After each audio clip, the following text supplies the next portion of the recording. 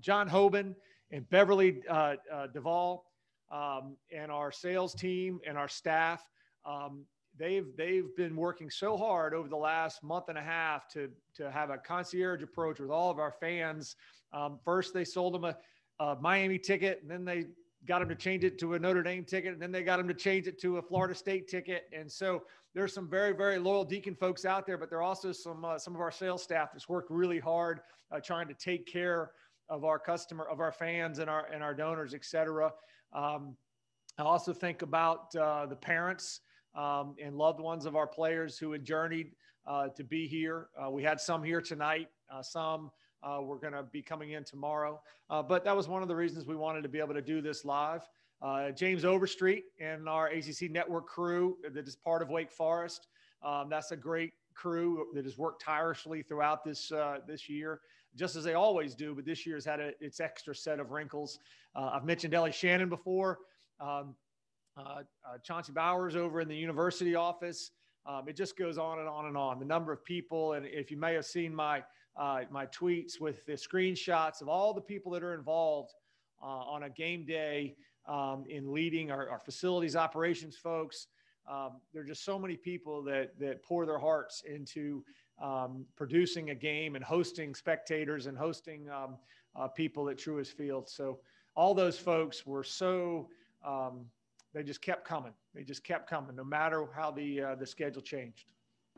Is the Florida State tickets now going to be translated to down payments for 2021 season tickets, John? We have a full array of options, Les. We can put you on a payment plan, whatever you want, man.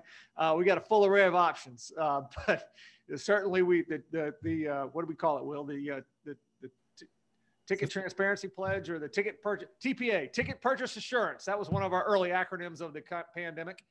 Ticket Purchase Assurance Program continues. You can have a refund. You can turn your program into your ticket purchase into a donation, or you can apply it to next year. It still applies. You guys all good? John, I had one question I wanted to ask you about the players, and they won't be going home at all for Christmas, correct? They're going to stay through until the bowl game's decided and not get a chance to go home, correct? That's correct, John. That's one of the really challenging things, and is that it's just not practical to send everybody home like it would normally be. Normally, we would have finished the season December the 5th. Normally, our student athletes would have gone right into exams.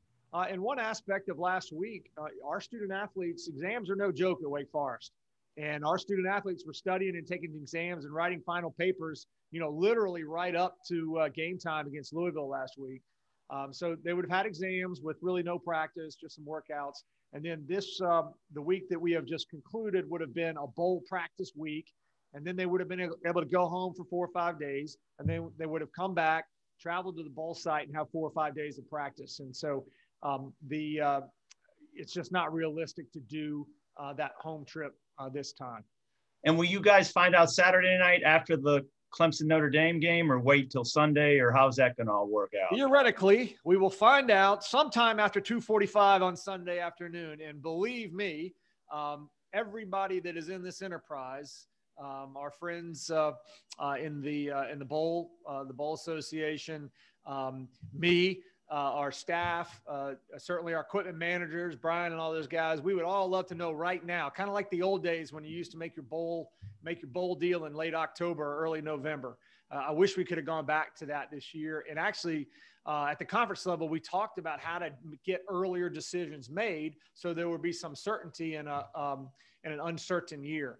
Because it is a challenge for the student athletes. So I had conversations today with different bowls, with TV, with our conference, because I wish we could, decide right now, but there's things in flux because of the football playoff, the CFP, knowing how many teams in the ACC will be in the New Year's Six.